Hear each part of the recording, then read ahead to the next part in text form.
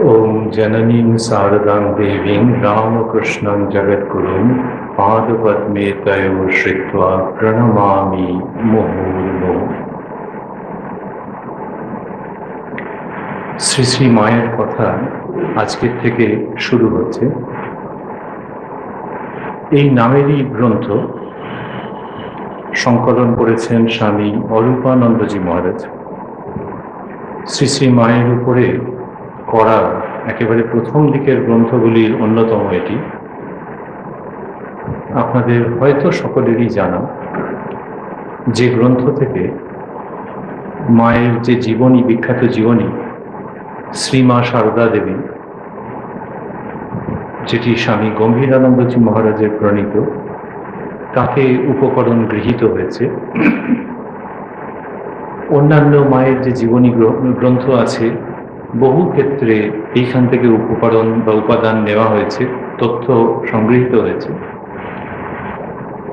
যখন এই গ্রন্থ রচনা করা হয় তখন স্বাভাবিকভাবেই শ্রী শ্রী মায়ের শিষ্য, ভক্ত, অনুগত জনেরা অনেক স্মৃতিকথা দিয়েছিলেন।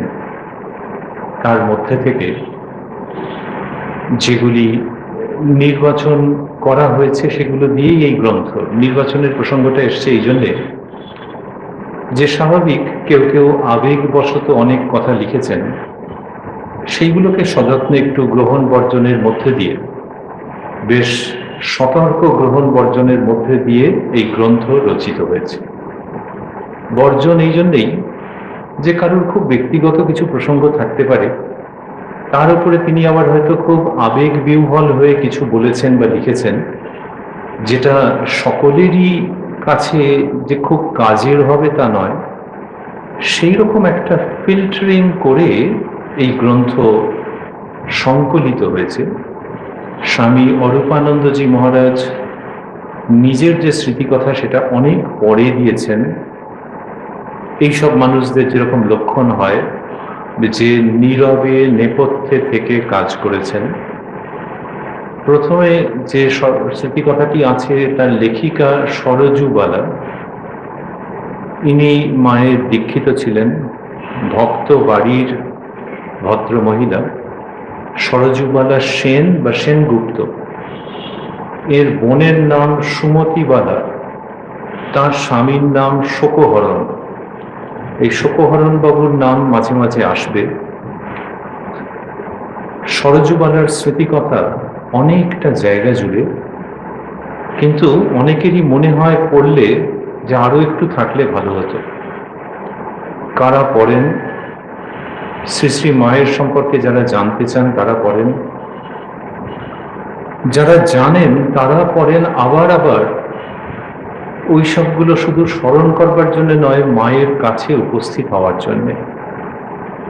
এমন একটা ভঙ্গি রয়েছে পুরো বইটির মধ্যে যে একেবারে মায়ের কাছে বসে থাকা। শ্রীরামকৃষ্ণের কাছেও তো বসেছিলেন এবং সেইভাবেই কথামৃত রচিত হয়েছে। কিন্তু শ্রীরামকৃষ্ণের একটা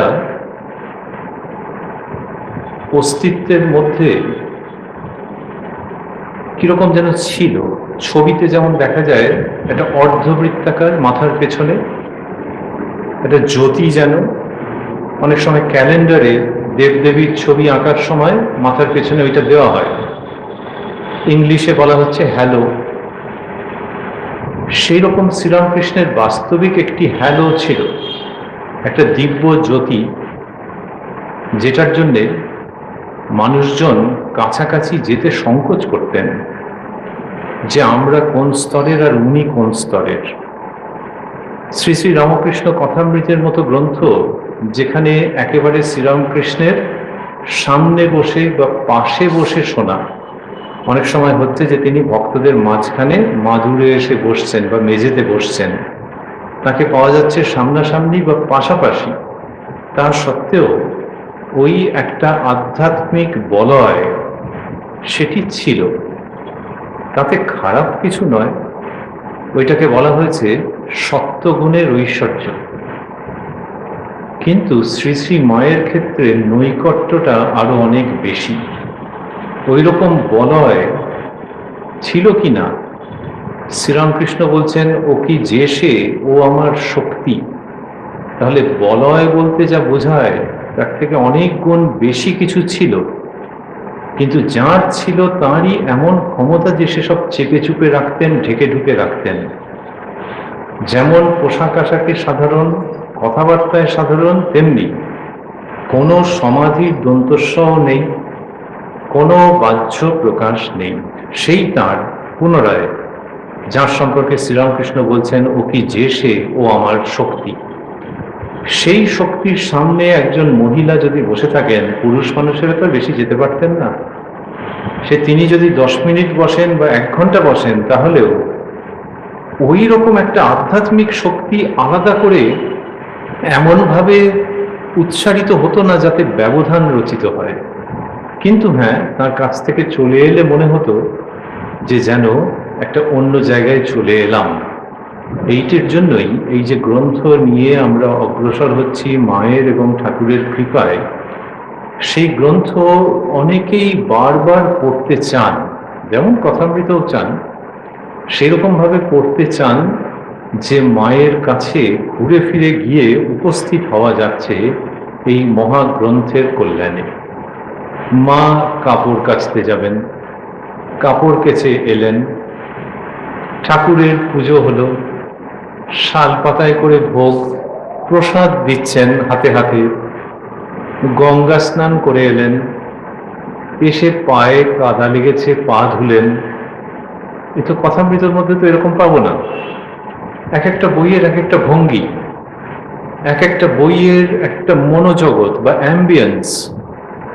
শ্রী শ্রী মায়ের প্রসঙ্গে এই সবগুলো রয়েছে, আর যারা সংকলন করেছেন তারা এগুলো রেখে দিয়েছেন যে আচ্ছা, সেই ভক্ত মহিলাকে নিয়ে মা গঙ্গার চানে গেলেন, এসে আবার পা ধুচ্ছেন, আর সেই মহিলা তিনি তাড়াতাড়ি কলের জলে পা ধুতে যাচ্ছেন, মা বলছেন যে না না, ওই ঘটিটা ওর থেকেই নাও না। তখন তিনি বলছেন, আপনি পা ধুয়েছেন ওইটাতে, আমি এইরকম। এই যে অন্তরঙ্গ চিত্র পাওয়া যাচ্ছে শ্রী শ্রী মায়ের কথার মধ্যে, সেটার একটা অসাধারণ স্বাদ। আমি কাউকে চিনি না, কিন্তু শুনেছি যে অভ্যেস আছে কারো কারো রাত্রে শুতে যাওয়ার আগে কথামৃত আর মায়ের কথা অল্টারনেটলি তারা পড়তে থাকেন। 10 মিনিট মতো কথামৃত পড়লেন একদিন, আবার পরের দিনকে মায়ের কথা পড়া হলো, আবার পরের দিন কথামৃত, আবার তার পরের দিন মায়ের কথা শুতে যাওয়ার আগে। এইরকম সব সাধু সন্ন্যাসীর কথা হচ্ছে না, ভক্ত মানুষের মধ্যে অভ্যেস আছে বলে আমি খুব বিশ্বস্ত সূত্রে শুনেছি। সত্যি সত্যি শুতে যাওয়ার আগে যদি এই রকম অমৃত প্রসঙ্গ কেউ শ্রবণ করেন, তাহলে মনে হয় যে তিনি জীবনের একটা অন্য রকমের স্বাদ নিয়ে নিদ্রার গভীরে চলে যেতে পারেন। এমনিতে নিদ্রা মানে এক ধরনের বিস্মৃতি, তো আর কিছু মনে রইল না, কিন্তু এইগুলো পড়লে নিজের শুদ্ধ স্বভাব সম্পর্কে স্মৃতি জেগে ওঠে। এইটুকুনি ভূমিকা। প্রথম দর্শন 1317, মানে ইংরেজি 1910 মতো হবে। বাংলায় যা হয় একটা সাল, মানে সেটাতে ইংরেজির 2 বছর ছুঁয়ে ছুঁয়ে যায়। তো মোটামুটি 1910-এর কাছাকাছি সময় হবে। মাসটা বলা থাকলে ইংরেজির কোন বছর সেটা নির্ণয় করা যায়, সেই উপায় আছে। আপাতত ধরছি আমরা 1910, ওই তার কাছাকাছি কোনো বছর হবে, বা 1910ই হবে। লেখিকা সরজুবালা বলছেন, কলিকাতা পটলডাঙ্গার বাসায় শুক্রবার সকালে শ্রীমান ড্যাশ, নামটা দেননি, শ্রীমান অমুক বলে গেল, কাল শনিবার মায়ের শ্রীচরণ দর্শন করতে যাব, আপনি তৈরি হয়ে থাকবেন। এই স্বামীজির বাড়িতে আমরা যে পড়ব, খুব বেশি কিন্তু ব্যাখ্যার মধ্যে যাব না। যদি মাইক্রোফোন না লাগিয়ে এমনি নিজেদের মধ্যে বসে হতো যে একজন পড়ছেন একজন শুনছেন, তার একটা অনন্য স্বাদ আছে। সেই স্বাদটা থেকে নিজেদেরকে বঞ্চিত করতে চাইব না, শুধু মাঝে মাঝে একটু থামবো। কলিকাতার পটলডাঙ্গার বাসায় শুক্রবার সকালে শ্রীমান অমুক বলে গেল, কাল শনিবার মায়ের শ্রীচরণ দর্শন করতে যাব, আপনি তৈরি হয়ে থাকবেন। কাল তবে মায়ের দর্শন পাব? সারা রাত আমার ঘুমই এলো না। আজ 1317 সন, প্রায় 14-15 বৎসর হয়ে গেল কলিকাতায় আছি। এতকাল পরে মায়ের দয়া হলো কি? এরা পূর্ববঙ্গের ছিলেন। এতকাল পরে মায়ের দয়া হলো কি? এতদিনে কি সুযোগ মিলল? পরদিন বৈকালে গাড়ি করে সুমতিকে ব্রাহ্ম বালিকা বিদ্যালয় হতে নিয়ে শ্রী শ্রী মায়ের শ্রীচরণ দর্শন করতে চললুম।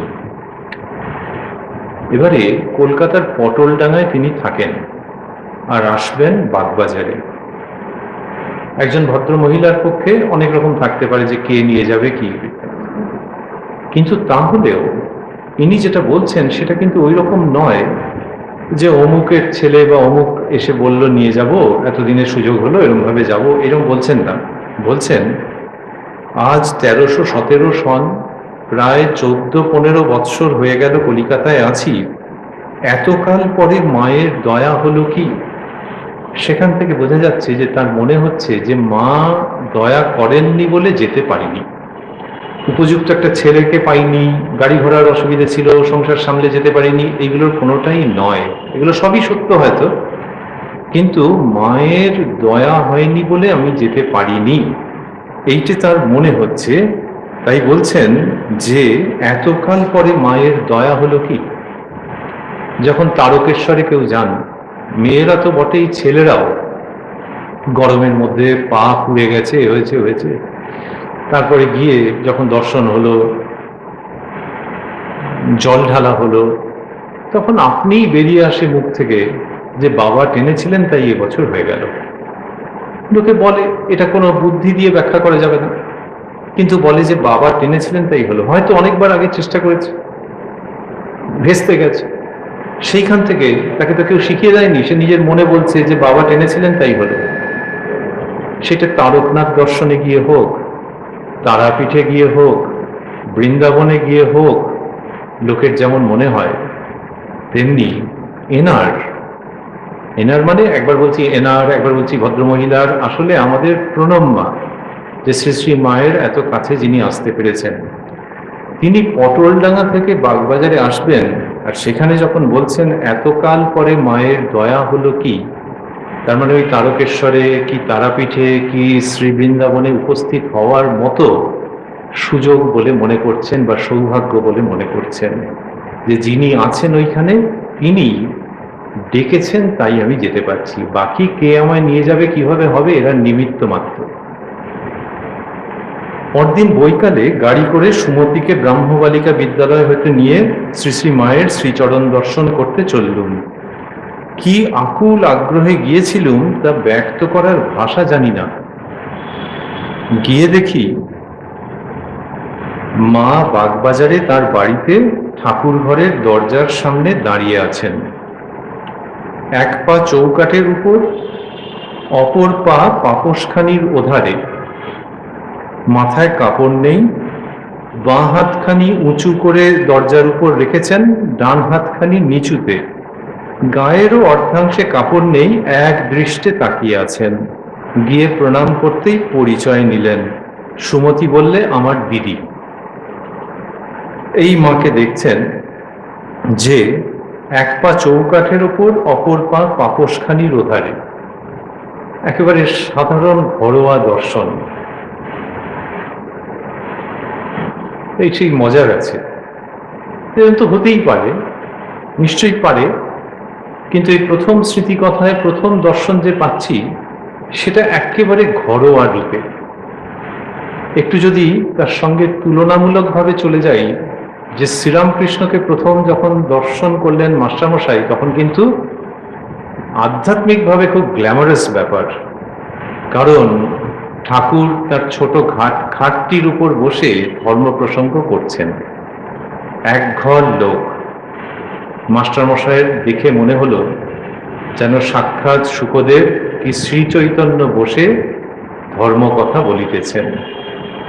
এই যে ঠাকুরকে প্রথম দেখছেন মাস্টারমশাই, অন্যরাও অনেক রকম ভাবে দেখেছেন, কিন্তু খুব পরিচিত দুটো সাহিত্যের কথা আমাদের তো মনে পড়ে যাচ্ছে, এই শ্রী শ্রী মায়ের কথা আর শ্রী শ্রী রামকৃষ্ণ কথামৃত। ঠাকুরের প্রথম দর্শন, সেটার মধ্যে কিন্তু একটু ওজন আছে, সেটার মধ্যে একটু চমক আছে, সেটার মধ্যে একটু রিচনেস আছে। আর মা একেবারে এরকম, এদের ইচ্ছে সেখানে মা একদম স্বাভাবিকটি হয়ে, একদম ঘরোয়াটি হয়ে দেখা দিচ্ছেন। আবার বড়রা বলেন যে এরা দুজনে পৃথক সত্তা নন, শ্রীরামকৃষ্ণেরই সম্প্রসারিত সত্তা মা শারদা। ওই যে বললেন দেহাবসানের আগে যে কলকাতার লোকগুলো অন্ধকারে পোকার মতো কিলবিল করছে, তুমি তাদের দেখো। মা প্রথমে একটু প্রতিবাদ করলেন যে আমি মেয়ে মানুষ। ঠাকুর বললেন যে নিজের শরীর দেখিয়ে যে এ আর এমন কি করেছে, তোমাকে এর ঢের বেশি করতে হবে। এই যে ঢের বেশি যে মা করছেন, বোঝাই যায় যে শ্রীরামকৃষ্ণ যেমন নরেন্দ্রনাথের ভেতরে ঢুকে গেছেন, তাহলে তিনি কি শ্রী শ্রী মায়ের ভেতরে নেই? শ্রীরামকৃষ্ণই এই রূপে ওই মানুষের আধ্যাত্মিক কল্যাণ মঙ্গল করছেন, আর ওই রূপে ছোট খাটটির উপরে বসেছিলেন, এই রূপে একদম চৌকাঠের কাছে এসে দাঁড়িয়েছেন। দাঁড়িয়ে এই যে ভক্ত মহিলাটি আসবেন, যার ওই রকম মনে হয়েছে যে মায়ের দয়া হয়েছে তাই যেতে পারছি, তাকে যেন ওয়েলকাম করবার জন্যই মা দাঁড়িয়ে আছেন, কিন্তু সাধারণ আটপৌরে বেশ। আমরা বলছিলাম এই ভদ্রমহিলা বলি, সরজুবালা যাই বলি, তিনি প্রণম্যা, ওটার বিভিন্ন কারণ রয়েছে, তো ওর কথাবার্তা থেকেই বোঝা যাচ্ছে। এবং ওই যিনি বলেছেন যে মায়ের দয়া হলো, এটা তো সকলের পক্ষে মনে হবে না, মনে হবে যাচ্ছি আজকে, কিন্তু যার এরকম মনে হয়েছে তার মধ্যে মায়ের কৃপা আছে, নাহলে আর মনেই বা হবে কেন? সেই জন্য আমাদের প্রণম্যা। তিনি বলছেন যে এক পা চৌকাঠের উপর, অপর পা পাপোশখানির ওধারে, মাথায় কাপড় নেই, বাঁ হাতখানি উঁচু করে দরজার উপর রেখেছেন, ডান হাতখানি নিচুতে। অন্য জায়গায় মায়ের এরকম ছবি আছে, এর কাছাকাছি ছবি আছে, খুব পরিচিত ভঙ্গি। এক দৃষ্টে তাকিয়ে আছেন। গিয়ে প্রণাম করতেই পরিচয় নিলেন। সুমতি বললে আমার দিদি। সে পূর্বে কয়েকদিন গিয়েছিল। তখন মা একবার আমার দিকে চেয়ে বললেন, এই দেখো মা, এদের নিয়ে কি বিপদে পড়েছি। ভাইয়ের বউ, ভাইজি, রাধু সব জ্বরে পড়ে, কে দেখে কে কাছে বসে ঠিক নেই। বসো, আমি কাপড় কেচে আসি। আমরা বসলুম। আবারও তার পতি দেবতার কথা মনে পড়ে। তিনি এইরকম ভাবে করেন। তিনি মাস্টারমশাইকে জিজ্ঞেস করেছিলেন যে তুমি কোথায় থাকো, কি করতে এসেছো, এরকম। আর শ্রীযুক্ত মহেন্দ্রনাথ গুপ্ত বা শ্রীম বা মাস্টার মহাশয় যখন সেগুলো বলছেন, ঠাকুর অন্যমনস্ক হয়ে গেলেন। আমরা যদি ওরকম হতাম, আমাদের মন টন খারাপ লাগতো হয়তো, যে উনি জিজ্ঞেস করলেন, বলতে গেলাম, উনি আর শুনছেন না। কিন্তু মাস্টারমশাই খারাপ লাগেনি। সেই জন্যই তিনি মাস্টারমশাই। তিনি বলছেন যে ঠাকুরের এই সন্ধ্যের পর এরকম ভাব হয়, এটা শুনেছি, ঈশ্বরীয় ভাব, যেন কেউ জলে ছিপ ফেলে বসে আছে আর তার নজরটা ফাতনার দিকে, এই যে ভাব, সেরকম হয়। অর্থাৎ ওর কথায় যে ঠাকুর উত্তর দেননি, অন্যমনস্ক হয়েছেন, মাস্টারমশাইয়ের তাতে আনন্দ হয়েছে যে আমি এই অবস্থায় তাকে প্রথম দিনই দর্শন করতে পারলাম, যখন তিনি অন্তর্মুখ হয়ে যাচ্ছেন। আর ইনি কি করছেন? ইনি বলছেন, এই দেখো মা, এদের নিয়ে কি বিপদে পড়েছি। যেন বহুদিনের চেনা, যে আমার কাছে এসে তোমার যদি কিছু সংকোচ টঙ্কোচ থাকে, তাহলে ওই দরজার ওপারে রেখে এসো, কোনো সংকোচের ব্যাপার নেই। এই দেখো মা, এদের নিয়ে কি বিপদে পড়েছি। এটার মধ্যে অন্য একটা জিনিসও আছে, সেটা হচ্ছে যে তুমি আমাকে কি ভেবে এসেছো জানি না, কিন্তু আমি তোমারই মতো একজন। ঠাকুরের সন্তানেরা বলছেন মহাশক্তিময়ী মা, তার বিদ্যার ঐশ্বর্য পর্যন্ত লুপ্ত, এই হচ্ছে সেই ভঙ্গি। তাহলে কি এটা অভিনয়? না, এটা হচ্ছে যে আমার সম্পর্কে যদি আলাদাভাবে কিছু ভাবে, তাহলে তো ঠিক মনের কথা আমার কাছে এসে বলবে না। এক, দুই হচ্ছে যে জীবনটার কাছে এসেছে সেই জীবনটার থেকে যে শেখা, সেখানে একটা ব্যবধান হতে পারে যে উনি তো দেবী আসলে, ওই জন্যে ওনার এটা হচ্ছে, আমাদের কি এরকম হবে? কিন্তু যিনি বলছেন এই ভাইজি টাইজি এদের জ্বর হয়েছে, এদের নিয়ে কি অসুবিধায় পড়েছি, তা তো আমাদেরই মতো, এই জায়গাটা মা প্রতিষ্ঠা করতে চাইছেন যে হ্যাঁ তোমাদেরই মতো এই মানব শরীর, তার ভালো মন্দ ওঠাপড়া আছে, আর তারই মধ্যে ভালো মন্দ ওঠাপড়াকে সরিয়ে রেখে ঈশ্বরকে ভালোবাসা আছে, তাকে নিয়ে রাত দিন ঘর করা আছে। তা তুমিই বলো, যার শরীরে এরকম কষ্ট টষ্ট আছে, আত্মীয় পরিজন সকলকে নিয়ে এইসব হ্যাপা আছে, তার পক্ষে যদি এরকম মন রাখা সম্ভব হয় ঈশ্বরে, তাহলে তুমি পারবে না? এই জায়গাটা মা দেখাচ্ছেন। আমরা বলছিলাম প্রতিষ্ঠা করছেন, এটা বললে একটু ভারী ভারী হয়ে যায়। একেবারে স্বাভাবিক জায়গা থেকে যে যদি আমি এত রকমের নিয়ে পারি, তাহলে তুমিও তোমার জীবনে পারবে, কেন পারবে না? আমার সঙ্গে তোমার তফাৎ কি? এই ভঙ্গি, ভাইয়ের বউ ভাইঝি রাধু সব জ্বরে পড়ে, কে দেখে কাছে বসে, কিছু কে দেখে কাছে, কে কাছে বসে ঠিক নেই, বসো আমি কাপড় কেচে আসি। আমরা বসলুম। কাপড় কেচে এসে 2 হাত ভরে জিলিপি প্রসাদ এনে দিয়ে বললেন, বৌমাকে দাও, তুমিও নাও। বৌমা মানে ওনার ওই বোন। সুমতিকে শীঘ্র স্কুলে ফিরতে হবে, তাই সেদিন একটু পরেই প্রণাম করে বিদায় নিলুম। মা বললেন, আবার এসো। এই 5 মিনিটের জন্য দেখা, আশা মিটল না, অতৃপ্ত প্রাণে বাসায় ফিরলুম। এরপরেই যে যাচ্ছেন সেটি 30শে মাঘ 1317, ওই একই বাংলা বছরে। বলছেন 5 মিনিটের জন্য দেখা, আশা মিটল না, এই একটা অতৃপ্তি। লিখছেন অতৃপ্ত প্রাণে বাসায় ফিরলুম। এই অতৃপ্তিটা কি জন্য? জিলিপি টিলিপি তো দিয়েছেন, 2 হাত ভরে জিলিপি প্রসাদ দিয়েছেন, মাকে দেখা হয়েছে, এই অতৃপ্তিটা কিছুতেই ব্যাখ্যা করা যায় না। একটা ঐশ্বরিক অতৃপ্তি, যেটা মানুষের মুখ ভার করে দেয় না, শোকগ্রস্ত করায় না, শরীর রোগা হয়ে যায় না, কিন্তু এই অতৃপ্তি মানুষকে ধাপে ধাপে উপরের দিকে তুলে নিয়ে যায়। একটা অতৃপ্তি যে আরো থাকতে ইচ্ছে করছিল। হয়তো আপনাদের কাছে অপ্রাসঙ্গিক হচ্ছে না যখন মাঝে মাঝে ঠাকুরের কথা ভাবছি, যে ওই প্রথম দর্শনের দিন ঠাকুর যদিও ওরকম অন্যমনস্ক হয়ে গেলেন মাস্টারমশাইয়ের উত্তর শুনতে শুনতে, কিন্তু তারপরে যখন মাস্টারমশাই চলে আসছেন তখন ঠাকুর বললেন, আবার এসো। অদ্ভুত ব্যাপার, এইখানে ঠিক ওই দুটো শব্দ, একজোড়া শব্দ, আবার এসো। এই প্রথম দর্শনের দিনই দেখছি যে শ্রী শ্রী মা সরযুগলাকে বলছেন আবার এসো। সরযুগলা কি শ্রীরামকৃষ্ণ শ্রীমকে কি বলেছেন সেটা জানতেন? আমি জানি না, জানতেও পারেন, নাও জানতে পারেন। যিনি গ্রন্থ সংকলন করেছেন তিনিও কি এটিকে আলাদাভাবে খেয়াল করে করেছেন? কি করে জানবো? কিন্তু এটি ঘটেছে যে প্রথম যে স্মৃতি কথাটি প্রদত্ত হচ্ছে তার মধ্যে দেখা যাচ্ছে যে যে ভক্ত গেছেন তিনি চলে আসবার আগে মা বলছেন আবার এসো। শ্রীরামকৃষ্ণের কাছে থেকে যখন মাস্টারমশাই চলে আসছেন তখন তিনি লিখছেন, যা সেটা আমাদের ভাষায় ভাবতে গেলে যে খুব ইচ্ছে করছে আবার আসতে। তিনি লিখছেন, এ সৌম্য কে, যাহার কাছে আবার ফিরিয়া আসিতে ইচ্ছা করিতেছে, ইনিও বলিয়াছেন আবার এসো, কাল কি পরশু আবার আসিব।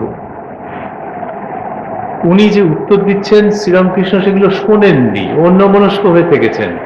আর আমরা কত লোককে যাওয়ার সময় ক্যাজুয়ালি বলি আবার আসবেন, সৌজন্য, এ তো লোকের কতবার শুনেছে, শুনে কান পচে গেছে। কিন্তু শ্রীরামকৃষ্ণ যখন বলছেন তখন তার মধ্যে দিয়ে এমন একটা কিছু হচ্ছে, মাস্টারমশাই বলছেন যে কাল কি পরশু আবার আসবো, আর ইনিও বলেছেন। তার মানে ভঙ্গিটা হচ্ছে যে আরে আমার নিজের মধ্যে থেকেই প্রচন্ড আসার ইচ্ছে হচ্ছে, আর হ্যাঁ ইনিও বলেছেন। এই যে জায়গাটি, মায়ের মধ্যেও দেখছি যেভাবেই হোক মায়ের এই স্মৃতিকথা যেটির মধ্যে আমরা রয়েছি, যেটিকে নিয়ে রয়েছি, তার মধ্যে প্রথম দিনেই মিনিট পাঁচেকের যেটি হলো, এই 5 মিনিটের জন্য দেখা আশা মিটল না, অতৃপ্ত প্রাণে বাসায় ফিরলুম, সেখানে দেখছি মা বলছেন আবার এসো। এই আবার এসো খুব চমৎকার। যখন লোকে কারো বাড়ির থেকে চলে আসে বলে আবার এসো, তখন জানছে বলেছে বলেছে, কেউ বলে আসবো, কেউ বলে আসার চেষ্টা করবো, এসব। কিন্তু ঈদের কাছে আবার ফেরত গেছেন, প্রথম কথা ফেরত যাওয়ার প্রবল ইচ্ছে হয়েছে। আরেকটি হচ্ছে, এরকম হচ্ছে কেন, ওই যে ভীষণ আন্তরিকতার সঙ্গে বলা তো, যে আবার এসো, আন্তরিকতা কথাটা একটু ওজনে কম। আসলে হচ্ছে যে একটা কোনো আলাদা সম্পর্ক রয়েছে শ্রীরামকৃষ্ণের সঙ্গে মাস্টার মশাই, যে তুমি না এসে যাবে কোথায়, এরকম ভঙ্গি আর কি। সেইখানে আর মায়ের সঙ্গে তার সন্তানদের, সেখানে আবার এসো। মাস্টার মশাই কথামৃতের মধ্যে লিখছেন যে এইখানে না এসে থাকার জো নেই। উনি লিখছেন যে উনি ভেবেছেন যে অন্য কোথাও যাবেন, কিন্তু কে যেন টেনে আনলে। ভেবেছেন অন্য কোথায় যাবেন মানে আমরা অনুমান করতে পারি যে মনের থেকে হয়তো ভেবেছেন না আজকে যাব না, ওই একটা কাজ বাকি আছে ওখানেই যাব, কিন্তু তারপরে দক্ষিণেশ্বরেই এসে উপস্থিত হয়েছেন। তাই পরিষ্কার লিখছেন যে কে যেন টেনে আনলে। এই আবার এসো সুতরাং ওই টাটা করে দেওয়ার ভঙ্গি ঠিক নয়, আনুষ্ঠানিক কোনো উক্তি ঠিক নয়। এর মধ্যে সৌজন্য ভদ্রতা সবই আছে, কিন্তু তার থেকে অনন্ত গুণ বেশি উপাদান আছে, শক্তি আছে, সপ্রেম সস্নেহ আহ্বান আছে। যে কারণে সরজুবালা দেবী ফেরত গেছেন, মাস্টারমশাই ফেরত গেছেন, আর যারা এইসব অমর গ্রন্থ পড়েন তারাও ফিরে ফিরে যান। কত মানুষ আছেন যে কেউ বললে শুনবেন, নিজে পড়ছেন কতবার ওই ঠাকুরের মাস্টারমশাইকে প্রথম দর্শনের দিনটি, অথবা সেটা শুনলে খুব ভালো লাগছে, কেন মনে হচ্ছে যেন আমি আবার গেছি। সুতরাং আবার এসো যখন বলছেন, তখন সামনে যিনি বিদায় নেওয়ার জন্য প্রস্তুত হচ্ছেন, শুধু যে তাকেই বলছেন তা নয়, ওটার মাধ্যমে আপনাদের আমাদের মতো মানুষকেও তারা আহ্বান জানাচ্ছেন। নালে একটা বই কেউ 2-3 বার করে পড়ে? 2-3 বার তো কম কথা, কেউ বোধহয় 50-52 বার কি তার বেশি পড়ে ফেলেছে। কেউ পড়ে নাকি? স্কুলে কলেজে পড়তে হয় বাধ্য হয়ে, আর কি পড়ে? খবরের কাগজ সকালেরটা আর বিকেলে ছুটেই যায় না। সেইখানে এই গ্রন্থের মধ্যে যে বারবার মানুষজন ফেরেন, তার পেছনে ওই আবার এসোতে সুপ্ত একটা খুব আহ্বান আছে, যেটা এক এক সময় কেউ কেউ বলেছেন যে বাবা মায়ের যে আবেগ তাকেও ছাপিয়ে গেছে। 30শে মাঘ 1317, শ্রী শ্রী মা সেদিন বলরাম বাবুর বাড়ি গিয়েছিলেন। আমি তার বাগবাজারের বাড়িতে গিয়ে একটু অপেক্ষা করতেই মা ফিরলেন। প্রণাম করে উঠতেই হাসি মুখে জিজ্ঞাসা করলেন, কার সঙ্গে এসেছো? আমি বললুম, আমার এক ভাগ্নের সঙ্গে। এরকম হলো। তো মা বলরাম বাবুর বাড়ি গেছেন, ইনি গিয়ে বাগবাজারের বাড়িতে একটু অপেক্ষা করতেই মা ফিরলেন। এই যে বলছেন একটু অপেক্ষা করতেই মা ফিরলেন, এটা যে 2021-এ এর মধ্যে যে আনন্দটা আছে সেটা হয়তো একটু ভেবে নিতে হবে আমাদের, তবে বুঝতে পারবো। কারণ মোবাইল ফোন নেই যে কাউকে জিজ্ঞাসা করে নেবো যে উনি কি আছেন, বা যাওয়ার পরেও যখন দেখা গেল উনি সেখানে উপস্থিত নেই, তাহলে কোথায় গেছেন সেখানে কাউকে একটু ফোন করে, এসব তো নেই। তার উপরে একজন ভদ্র মহিলা, তা মায়ের বাড়ির থেকে বলরাম বাবুর বাড়ি আর কতই বা দূর, কিন্তু তাতেও কোনো উপায় নেই তো, তাকে অপেক্ষায়। উনি কি হনন করে আবার বলরাম বাবুর বাড়ি যাবেন নাকি? সে সম্ভব? তার ফলে ওই যে অপেক্ষা মায়ের বাড়িতে, তার মানে তার মধ্যে একটা আশঙ্কা আছে যে যদি মা আমি থাকতে থাকতে না আসেন। সেই জন্যে আমি তার বাগবাজারের বাড়িতে গিয়ে একটু অপেক্ষা করতেই এইখানে একটা প্রাপ্তির আনন্দ যেন লুকিয়ে রাখা আছে। একটু অপেক্ষা করতেই মা ফিরলেন। এরপরে আমরা দেখব এর থেকেও বিস্ময়কর বস্তু অপেক্ষা করছে। প্রণাম করে উঠতেই হাসি মুখে জিজ্ঞাসা করলেন, কার সঙ্গে এসেছো? আমি বললাম, আমার এক ভাগ্নের সঙ্গে। মা, ভালো আছো? বৌমা ভালো আছে? এতদিন আসনি, ভাবছিলাম অসুখ করলো নাকি। বিস্মিত হয়ে ভাবলুম, একদিন মাত্র 5 মিনিটের দেখা, তাতে মা আমাদের কথা মনে করেছেন। ভেবে আনন্দে চোখে জলও এলো। ওই আর কি, ওই যে আমরা বলছিলাম যে ব্যাখ্যা করা যায় না, এই ব্যাখ্যা করা যায় না এই ভালোবাসাগুলো। তাহলে অন্য ভালোবাসা ব্যাখ্যা করা যায়? তাও হয়তো যায় না, কিন্তু যেখানে কিনা একটা দেনা পাওনার ব্যাপার থাকে, সেখানে মানুষ কষ্টের সঙ্গে একটা ব্যাখ্যা করেও ফেলে যে ও এই জন্য। কিন্তু এখানে কিছু নেই, যে কেন ভালোবাসছেন কিছু বোঝা যাচ্ছে না। এই ঐশ্বরিক ভালোবাসা বা ভগবান ভগবতী যখন পৃথিবীতে নরশরীর ধরে আসেন, তখন এইরকম শয়ে শয়ে মানুষ অবাক হয়ে গেছে যে আমি কে, কি আমার লেখাপড়া, কি আমার সাধন ভজন, কি আমার তীর্থ ভ্রমণ, যে উনি আমার সঙ্গে কথা বলছেন। শুধু তাই নয়, আমি আসিনি বলে এইসব জিজ্ঞেস করছেন। আমি তো ভেবে কুল করতে পারছি না যে উনি আমার কথা ভাবছেন কেন। আমি এমন কিছু বড় লোকও নই। মানুষের ক্ষুদ্র মনে যেসব চিন্তা ওঠে, যে সেখানে আমার জন্য উনি কেন চিন্তিত। শ্রীরামকৃষ্ণ বলছেন অহেতুক ভালোবাসা। অহেতুক ভালোবাসা শ্রীরামকৃষ্ণ ঈশ্বরের জন্য বলেছেন, অহৈতুকী ভালোবাসা। আবার এর বিপরীতটা দেখতে গেলে শ্রী শ্রী মায়ের জীবনে বিশেষভাবে আসতে হয়। শ্রীরামকৃষ্ণের জীবনেও খুব আছে, আর শ্রী শ্রী মায়ের জীবনে বিশেষভাবে, যে তুমি কোনো কারণই খুঁজে বার করতে পারবে না যে কেন তিনি ভালোবাসছেন। This is love at its best, যেখানে কোনো কারণই খুঁজে বার করতে পারবে না। ওই জন্য চোখে জল আসছে, নাহলে কি ওইটা চোখে জল আসে? ভালো আছো? বৌমা ভালো আছে? এতদিন আসনি, ভাবছিলাম অসুখ করলো নাকি। এরপর আরো আছে, বিস্মিত হয়ে ভাবলাম, একদিন মাত্র 5 মিনিটের দেখা, তাতে মা আমাদের কথা মনে করেছেন। ভেবে আনন্দে চোখে জলও এলো। মা, আমার পানে সস্নেহে চেয়ে, তুমি এসেছো, তাই ওখানে বসে আমার মন চঞ্চল হয়ে উঠেছিল। ওখানে বন্ধনীর মধ্যে দেওয়া আছে বলরাম বাবুর বাড়িতে। আমি একেবারে অবাক হয়ে গেলুম। মা বলছেন যে ওখানে বসে আমার মন চঞ্চল হয়ে উঠেছিল। ওখানে বসলে কাকে দেখা যায়? তার প্রতিদেবতাকে দেখতে পাওয়া যায়, তিনি সেখানে সিংহাসনে অধিষ্ঠিত। কিন্তু মা বলছেন যে তোমার জন্য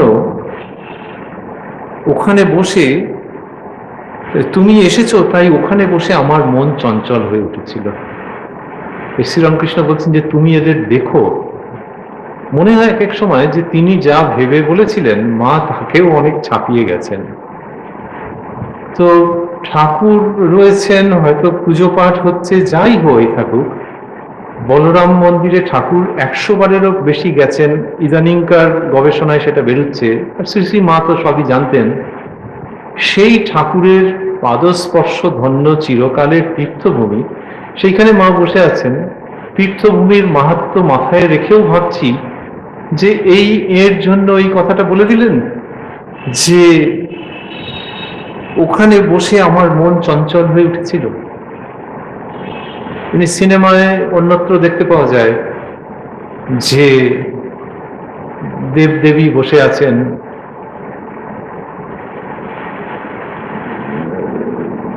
স্বর্গে, আর ভক্ত খুব ডাকছেন। তখন তিনি বলছেন, না গো, আমার ভক্ত ডাকছে, আমায় যেতে হবে। বিষ্ণু বলছেন কি মা লক্ষ্মী বলছেন, এরকম সব দেখা যায়। এইখানে সেইটা বাস্তবে দেখতে পাওয়া যাচ্ছে যে এই মা লক্ষ্মী তিনি ব্যস্ত হচ্ছেন। বৈকুণ্ঠ হতে লক্ষ্মী শুধু যে জয়রামবাটিতেই উপস্থিত হয়েছেন তা নয়, তিনি আবার ভক্তের জন্যে চটপট চটপট করে এই বাগবাজারের বাড়িতে চলে এসছেন, যে কতক্ষণ বসে আছে আর কখনই বা থাকবে কি জানি, তাড়াতাড়ি যাই তাড়াতাড়ি যাই। একে বলে অবতরণ। অবতরণ, নেমে আসা তোমার আমার স্তরে, তোমার আমার মনের কাছে, তোমার আমার সীমাবদ্ধতা জেনেও তোমার আমার মনকে পরিশুদ্ধ করবার জন্য নেমে আসা, তাকেই বলে অবতরণ।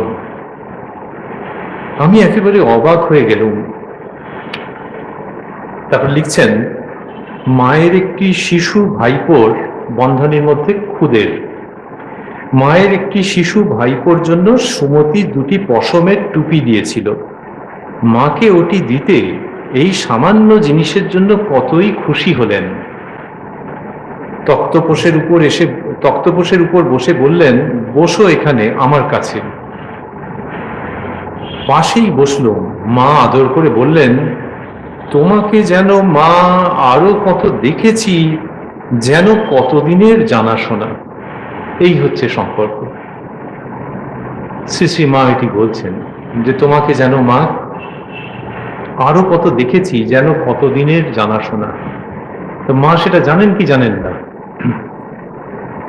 মা সবটাই জানেন, কিন্তু এর মনের মধ্যে ওই ভাবটাকে আস্তে আস্তে নিয়ে আসছেন যে তুমি যে আজকে এইখানে আমাকে দেখছো, আগের দিন বোনকে নিয়ে এসেছিলে, এই 2 দিনেরই ব্যাপার নয় মা, তোমার সঙ্গে আমার অনেক দিনের সম্পর্ক। সেইটা মনের কাছে শুধু রাখছেন। কি জানি মা বলছেন, তোমাকে যেন মা আরো কত দেখেছি, যেন কতদিনের জানাশোনা। এইটা খুব ছোট্ট সাজেশনের মতো তার কাছে পরিবেশন করছেন। এই সাজেশন, এই ইঙ্গিত সরজুবালা মনে প্রাণে গ্রহণ করেছিলেন কি করেননি, কি করে বলবো আমরা। যারা গ্রহণ করেছেন তাদের মধ্যে একজন শ্রী শ্রী মা সম্পর্কে বলেছেন, জন্ম জন্মান্তরের মা। আর সেই কথাটি শুনলে আমি দেখেছি বহু মানুষের খুব ভালো লাগে যে হ্যাঁ হ্যাঁ ওইটা যেই বলুক না কেন, যেখানেই লেখা থাকুক না কেন, যে হ্যাঁ জন্ম জন্মান্তরের মা, শুনতে খুব ভালো লাগে, পড়তে খুব ভালো লাগে। তার মানে মা ওই যে ওটা বলেছেন, সেটি একজন ত্যাগী ছেলেকে শুধু বলেছেন, বা ত্যাগী ছেলের মনের মধ্যে ওই ভাবটা উঠেছে তাই নয়, মা ওটি আবার লিখিয়েও রেখেছেন, প্রকাশ করিয়েও রেখেছেন। অন্যদেরও ওটা পড়তে গিয়ে শুনতে গিয়ে মনে হচ্ছে হ্যাঁ হ্যাঁ আমার ক্ষেত্রেও খাটছে, যে জন্ম জন্মান্তরের মা। এইটা একটা অদ্ভুত শ্রী শ্রী মায়ের সম্বন্ধে, যে যার মনে হয়েছে যে ইনি শুধু এ কালের মা, এ যুগে এ জন্মের মা নয়। তাহলে জন্ম জন্মান্তরের মা মানেটা কি? নিজের পূর্বজন্ম সব মনে আছে নাকি?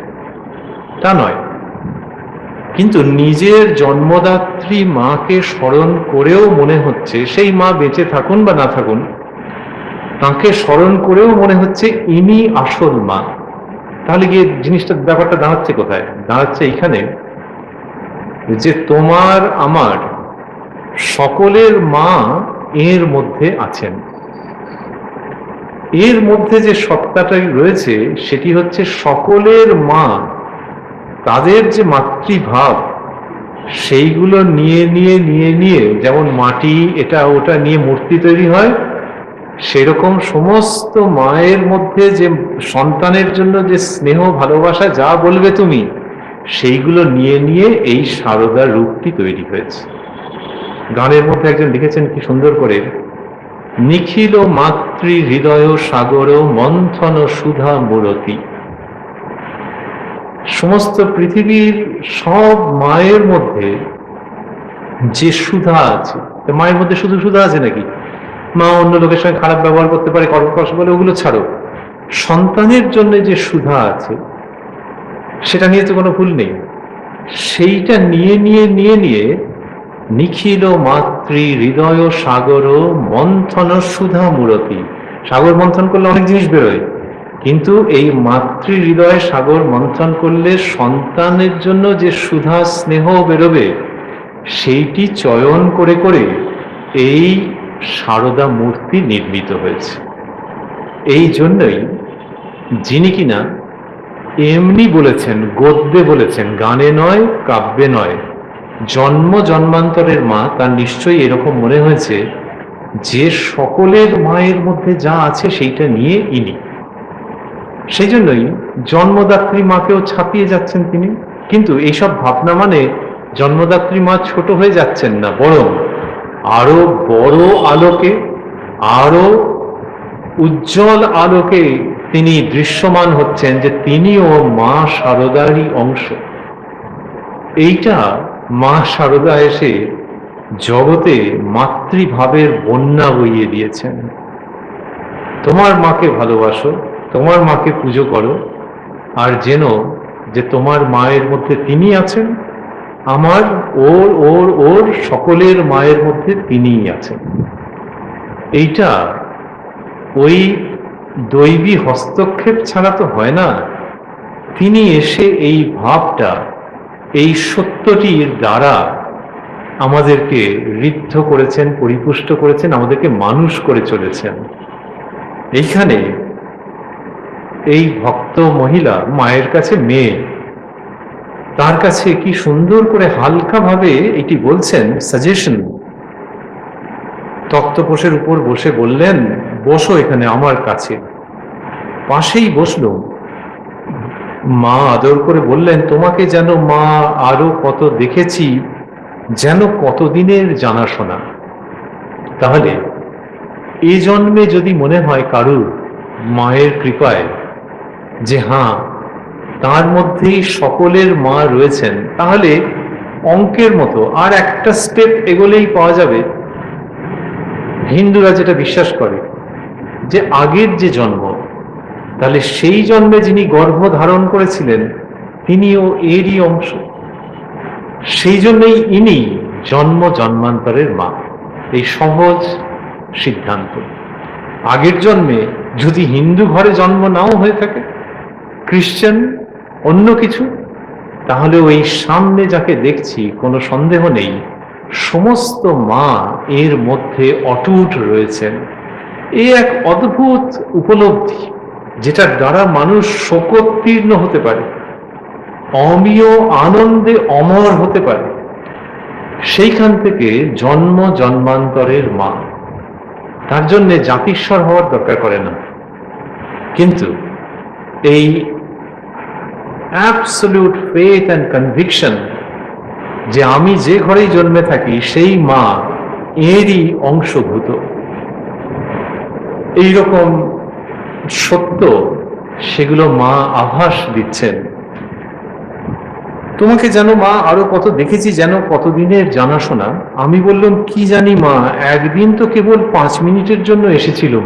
উনি অবাক হয়ে যাচ্ছেন যে সত্যি সত্যি ফিজিক্যালি তো 5 মিনিটের জন্য এসেছিলাম। উনি বলছেন অনেক আগে, বুঝতে পারছি না। কিন্তু ওই কথাগুলো মনের মধ্যে ঘুরতে থাকুক না। তোমার জাগ্রত অবস্থায়, তোমার যখন ঘুম ঘুম আসছে তখন তোমার ঘুমের মধ্যে এগুলো ঘুরতে থাকুক না। মা তার সন্তানকে যেন আবার নতুন করে ফেরত পেতে চাইছেন। মা হাসতে লাগলেন ও আমাদের 2 বোনের অনুরাগ ভক্তির অনেক প্রশংসা করলেন। আমরা কিন্তু ওই সকল কথার কতদূর যোগ্য তা জানি না। ক্রমে ক্রমে অনেক স্ত্রী ভক্ত আসতে লাগলেন। ভক্তি বিগলিত চিত্তে সকলেই মায়ের হাসি মাখা স্নেহ ভরা মুখখানির পানে এক দৃষ্টে চেয়ে আছেন। ওরূপ দৃশ্য আমি আর কখনো দেখিনি। মুগ্ধ হয়ে তাই দেখছি। এমন সময় বাসায় ফিরবার তাগিদ এলো, গাড়ি এসেছে। তো বলছেন যে ক্রমে ক্রমে অনেক স্ত্রী ভক্ত আসতে লাগলেন। ভক্তি বিগলিত চিত্তে সকলেই মায়ের হাসি মাখা স্নেহ ভরা মুখখানির পানে এক দৃষ্টে চেয়ে আছেন। ওরূপ দৃশ্য আমি আর কখনো দেখিনি।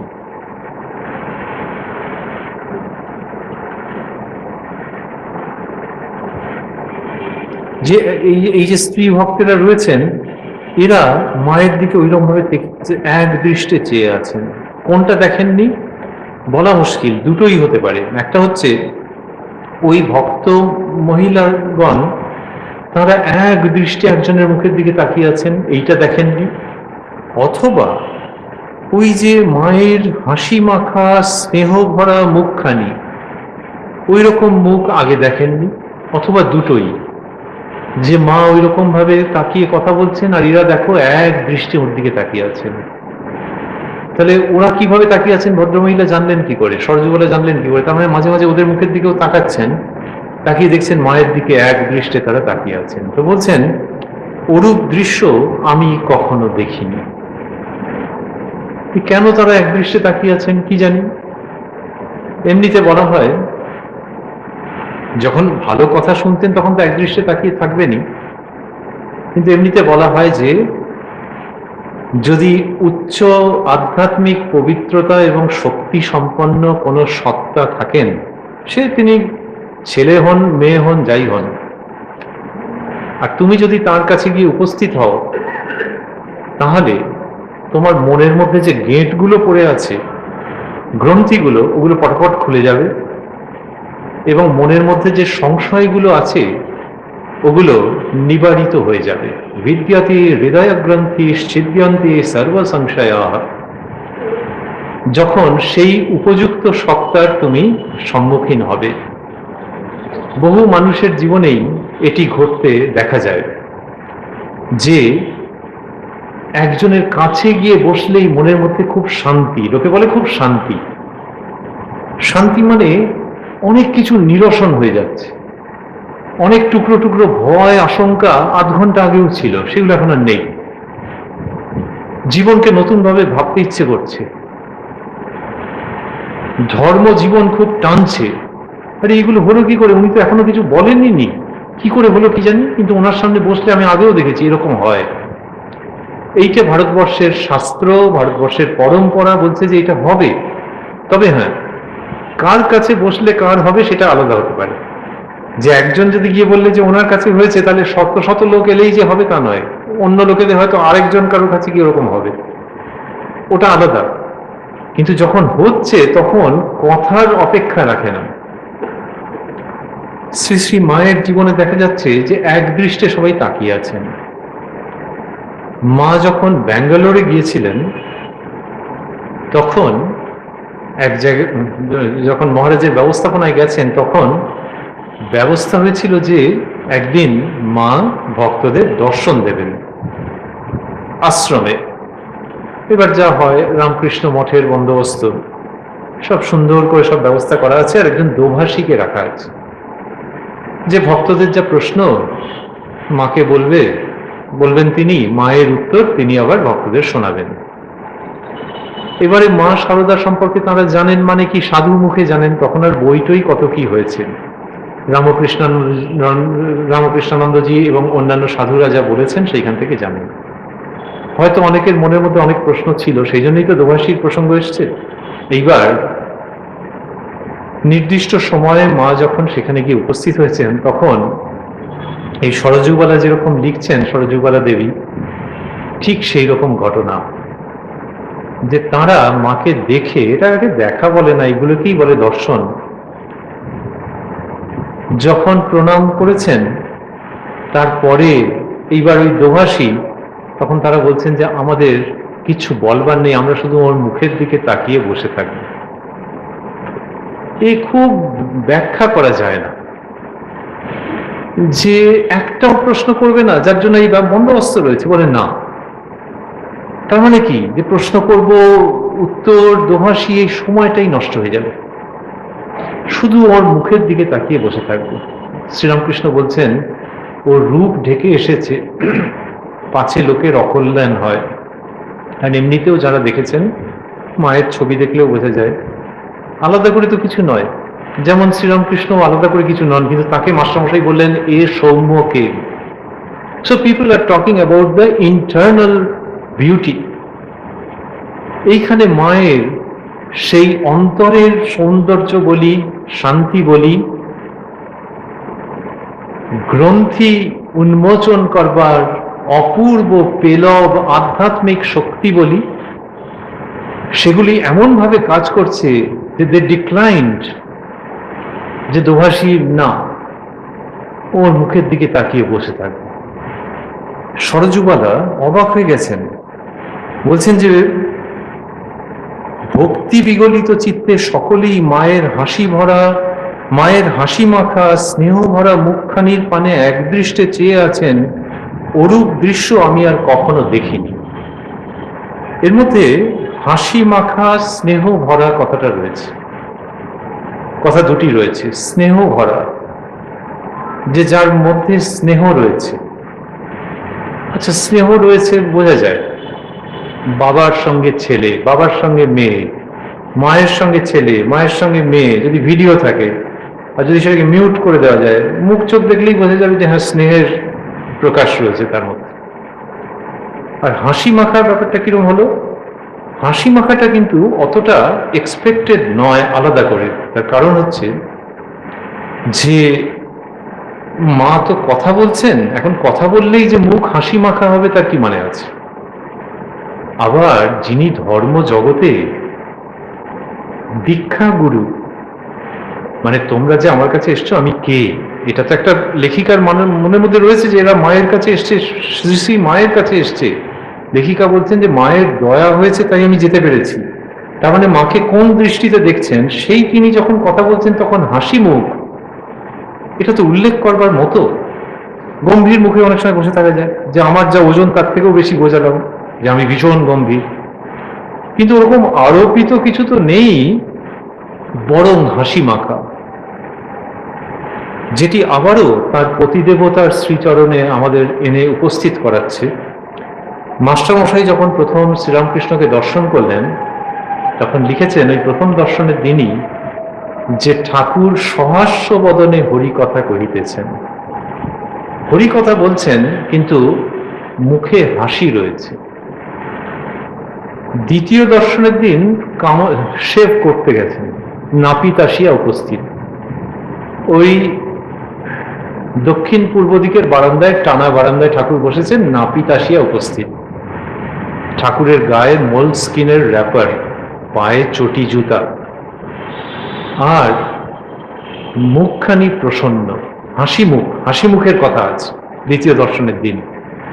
তৃতীয় দর্শনের দিন আছে, চতুর্থ দর্শনের দিন আছে। মাস্টারমশাই লিখেছেন যে ঠাকুরের হাসি মুখ এইটা অদ্ভুত, যে তিনি ধর্মের কথা বলছেন, দ্বৈত ভাবের কথা বলছেন, বিশিষ্টাদ্বৈত বলছেন, অদ্বৈত বলছেন, শুধু তাই নয়, সমাধিতে মগ্ন হয়ে থাকছেন, সমাধি থেকে নেমে আসার জন্য ছটফট করছেন, লোকে ওঠার জন্য সাধনা করে, সেই স্ট্যাচারের যিনি, তিনি যখন ওগো আমি তোমাদের সঙ্গে ঈশ্বরীয় কথা বলছি এই ভঙ্গিতে বলছেন, তখন তার হাসি মুখ।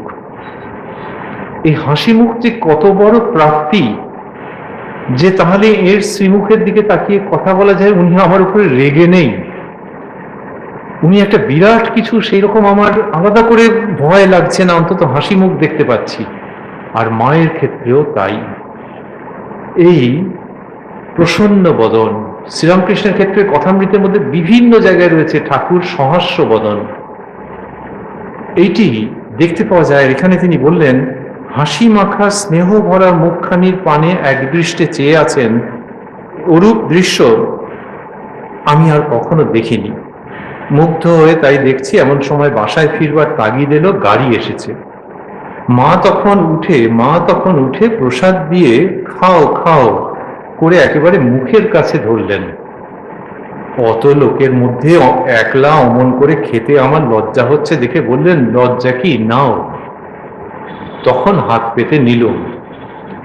তবে আসি মা বলে প্রণাম করে বিদায় নেবার সময় বললেন, এসো মা এসো, আবার এসো। একলা নেমে যেতে পারবে তো, আমি আসব। এই বলে সঙ্গে সঙ্গে সিঁড়ি পর্যন্ত এলেন। তখন আমি বললাম, আমি যেতে পারবো মা, আপনি আর আসবেন না। মা তাই শুনে বললেন, আচ্ছা একদিন সকালে এসো। পরিপূর্ণ প্রাণে ফিরলুম, ভাবলুম এ কি অদ্ভুত স্নেহ। এইবারেতে দ্বিতীয় দর্শনের দিন বলছেন পরিপূর্ণ প্রাণে ফিরলুম, আর বলছেন যে ভাবলুম এ কি অদ্ভুত স্নেহ। লেখিকা আমাদের নমস্যা আমরা বলেছিলাম, আমরা তার কাছে কৃতজ্ঞ এই শব্দটি ব্যবহার করবার জন্য, যে অদ্ভুত ব্যাখ্যা করা যায় না। জয়রামবাটিতে স্বামী স্ত্রী বাচ্চা টাচ্চা নিয়ে গেছেন, এইবারে সেই বাচ্চা রাত্রির বেলায় বিছানা টিছানা নোংরা করে ফেলেছে। মা সকালবেলা সেটা নিয়ে কাচতে যাচ্ছেন, সে তো সেই বৌমার সঙ্গে একবারে টানা পড়েন অবস্থা, তিনি ভাবছেন কি অকল্যাণ হবে ইত্যাদি। কিন্তু ওই যে মা, এই নামকে শ্রীমা সারদা দেবীর আগে মনে হয় পৃথিবীতে কেউ এইভাবে সার্থক করতে পারেননি। অন্তত সেটা কোনো খবর পাওয়া যায় না। যে ওই দীক্ষা গুরু যার স্থান, মন্ত্র নেওয়া হয়ে থাকুক বা না থাকুক, তারপর যদি ঠাকুরের কথা পড়ে থাকে, মানে পড়াশোনা কেউ করে থাকে, ওই জায়গাটা যদি খবর পেয়ে থাকে যে মা মন্দিরে যিনি এই শরীরের জন্ম দিয়েছেন আর যিনি এখন পদসেবা করছেন, তিনজনকে এক দেখতে পাই, সেই মা ওই কাপড় বিছানা যা হয়েছে সেগুলো সব পরিষ্কার টরিষ্কার করতে নিয়ে চলে গেলেন, একে অদ্ভুত ছাড়া আর কিছু বলা যায় না। লেখিকা বলছেন এখানে, এর এই স্বল্প অভিজ্ঞতায় বলছেন, পরিপূর্ণ প্রাণে ফিরলুম, ভাবলুম এ কি অদ্ভুত স্নেহ। এর তো বয়স হয়েছে, স্নেহ কাকে বলে উনি তো জানেন, কিন্তু তা সত্ত্বেও বলছেন এ কি অদ্ভুত স্নেহ। এরপরে বৈশাখ সংক্রান্তি 1318 গিয়ে উপস্থিত হয়েছেন। তার মানে ওটি তো আগেরটি শুনছিলাম 30শে মাঘ 1317, আর বৈশাখ সংক্রান্তি 1318, মানে তার অল্প পরেই ফিরেছেন। তো এই যে বললেন পরিপূর্ণ প্রাণে ফিরলুম, কিন্তু বোঝাই যায় যে পরিপূর্ণ হয়েছেন বটে, কিন্তু তার মানে এই নয় যে আবার এলেও হয় না, ওইসব নয়, আবার তাড়াতাড়ি করে গেছেন। আমরাও আজকে পরিপূর্ণ প্রাণে এখান থেকে উঠব, কিন্তু এইটা ভেবে যে এই স্মরণ আমাদের মনের মধ্যে জারি থাকবে।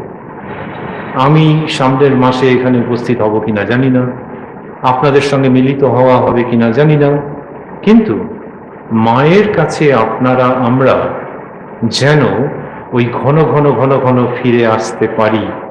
যে মায়ের এরকম অদ্ভুত স্নেহ, তার সম্বন্ধে কি, যে পরিপূর্ণ প্রাণে এই মায়ের, শ্রী শ্রী মায়ের কথা পাঠ শেষ হবে, আবারও আমরা এই পাঠে বলি, নিজের মনে মনে অনুধ্যানে বলি, ঘুরে ফিরে মায়ের শ্রীচরণেই উপস্থিত হব।